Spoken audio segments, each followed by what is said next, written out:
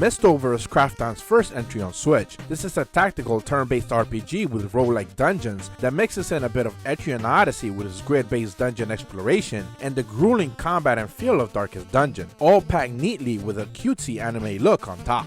The world has become decimated by a vortex made of poisonous mist, known as the Pillar of Despair. Soon after its appearance, hordes of monsters emerge from the mist, killing indiscriminately. You, an adventurer, join the Expedition Corps and are tasked to find out why the world is being invaded. The story, while giving some context to the gameplay, simply serves as a vessel to lead you into dungeon crawling.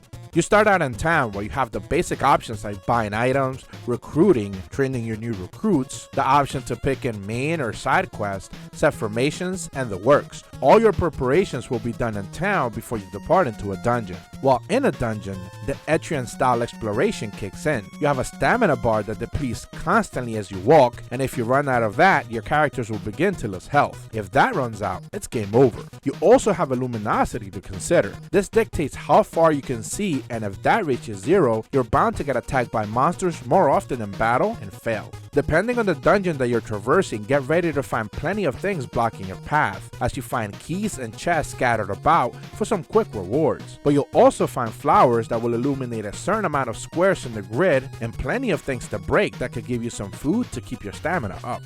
The main part of the game is the combat. These turn-based battles are set in a 3x3 grid system where positioning is key, since standing in the front lines is good to reach the enemies in the back, but it can also lead to you getting focused on and taking more damage. You can set a formation before you leave town, but you'll often find that monsters have no issues ruining your plans, as their attacks will move you forward or backwards accordingly, on top of constantly getting debuffed. Poison, stun, bleeds, and several other type of debuffs will be stocked upon you instantly. Combat is relentless and grueling, and it's up to your party to pull out the victory.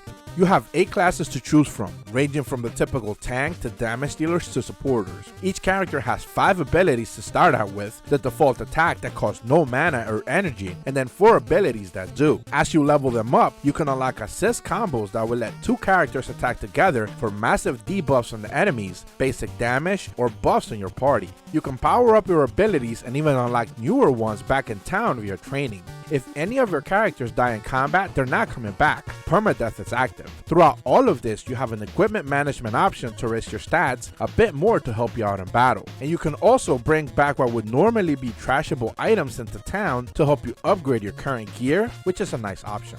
Lording over all of this is a doomsday clock. Basically, if you do well in the dungeon run by killing all of the enemies and finding all of the randomly placed treasures, the clock will go backwards. But if you do bad in the dungeon run, or for example, an ally dies, the clock will begin to speed forward. If it hits midnight, it's game over.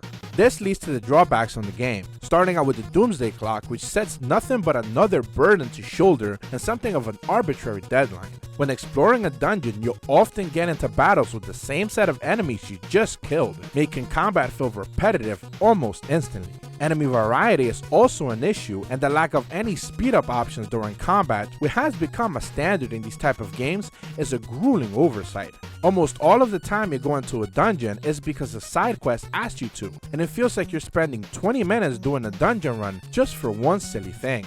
Obviously, with a permadeath component, losing an ally feels very punishing, something Darkest Dungeon fans are used to, but for newcomers this will be a tough pill to swallow. I've been championing Mistover since I discovered it back in July, and I'm glad it's finally coming out on consoles. However, the story is ultimately non-existent, and there's enough little things holding back an otherwise great title that I hope gets addressed in a future patch. Rio Gaming gives Mistover on Switch a 7 out of 10. Thank you so much for watching. See ya!